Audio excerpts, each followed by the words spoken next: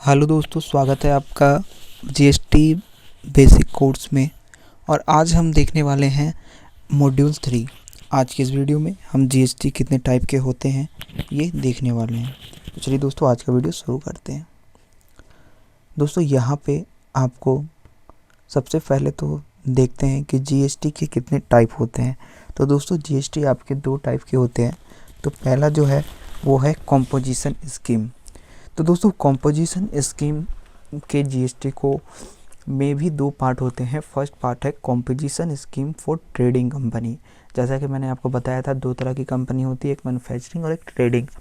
तो trading company और manufacturing company दोनों के लिए इंक्लूड है ट्रेडिंग कंपनी और मैन्युफैक्चरिंग कंपनी। दोस्तों, कंपोजिशन स्कीम में अगर आप कंपोजिशन में जीएसटी लेना चाहते हो दोस्तों, तो आपकी जो सेल है वो 1.5 करोड़ से ज़्यादा ईयरली नहीं होनी चाहिए, तो ही आप कंपोजिशन स्कीम ले सकते हो। इसके बाद बात करें दोस्तों कंपोजिशन स्कीम में, तो कंपोजिशन स्कीम का एक डीमेरिट है, you can't sell in other state but you can buy from other state. यानी आप अदर स्टेट में कंपोजिशन स्कीम अगर लेते हो जीएसटी का, तो आप अदर स्टेट में सेल नहीं कर पाओगे, बट हाँ, आप जो अदर स्टेट है वहाँ से बाय कर सकते हो।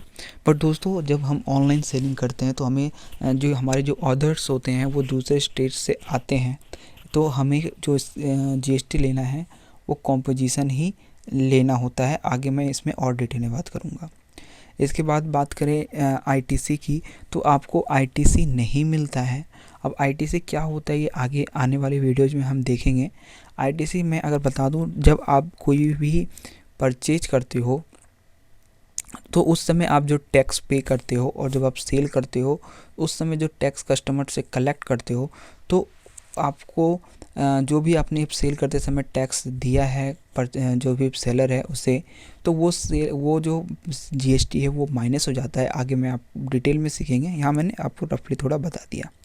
इसके बाद दोस्तों बात करें कि need to fill GST in every 3 month, यानी कंपोजिशन स्कीम वालों को एवरी 3 मंथ में जीएसटी जो है वो फिल करना पड़ता है।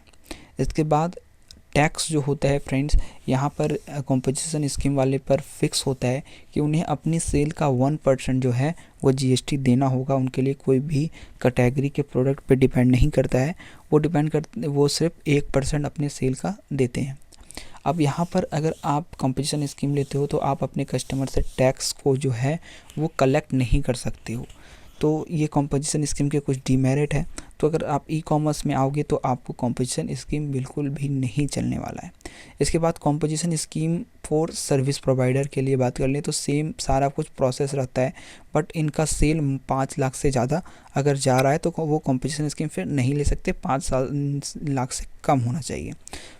इसके बाद दोस्तों, you can't provide service out of state, तो इनके साथ भी यही कंडीशन होता है कि आप अदर स्टेट में जो है वो प्रोवाइड नहीं करा सकते हो सर्विस। दोस्तों, इसके बाद आती है नॉर्मल स्कीम, जो हमें ऑनलाइन सेलिंग के लिए चाहिए होगी। यहाँ पर आप कस्टम आईटीसी क्रेडिट आपको मिलता है, जो आगे हम लोग देखेंगे कि आईटीसी क्या होता है। इसके बाद आप अदर स्टेट में सप्लाई दे सकते हो, साथ ही आप कस्टमर से टैक्स भी कलेक्ट कर सकते हो। और tax depend on product category, यानी आप जो टैक्स है वो डिपेंड करेगा कि अलग अलग जो कैटेगरी होते हैं जीएसटी में प्रोडक्ट के, उसके ऊपर डिपेंड करेगा कि कौन कौन से कैटेगरी पे कौन सा प्रोडक्ट है। आगे हम लोग देखने वाले हैं, तो ये डिपेंड करेगा टैक्स कि आप कौन से कैटेगरी के प्रोडक्ट को सेल कर रहे हो। आपको मंथली जीएसटी भी फिल करना है। बात करें कि आपको कौन कौन से जीएसटी फिल करने होते हैं, तो आपको GSTR1 और GSTR3 भी फिल करने होते हैं, साथ ही GSTR9 जो ईयरली होता है वो भी फिल करना होता है। तो दोस्तों, ये थी जीएसटी के कुछ टाइप्स। तो आपको जीएसटी लेना है, आपको रेगुलर और कंपोजिशन स्कीम आप अगर ऑनलाइन सेलिंग में आ रहे हैं तो आपको नहीं लेना है।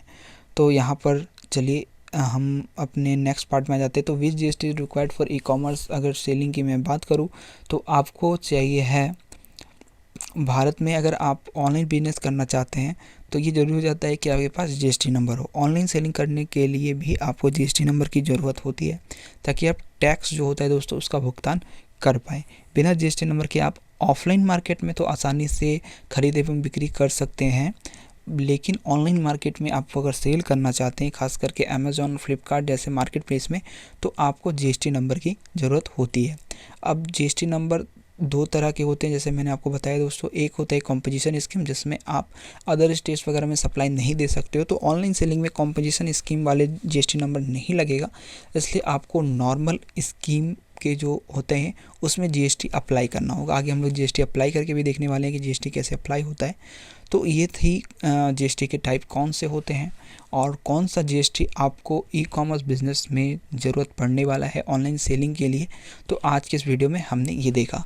आपको कैसा लगा वीडियो कमेंट करके ज़रूर बताएं। मिलते हैं मॉड्यूल 3 में, जहाँ पर हम लोग 4 में, जहाँ पर हम लोग और भी जीएसटी के आगे पार्ट्स को देखेंगे और अपने कोर्स को आगे ले जाएंगे। तो वीडियो पसंद आया तो लाइक ज़रूर करें। इस वीडियो से रिलेटेड कोई क्वेश्चन है तो कमेंट करें। मिलते हैं नेक्स्ट वीडियो में। Thank you for watching this video.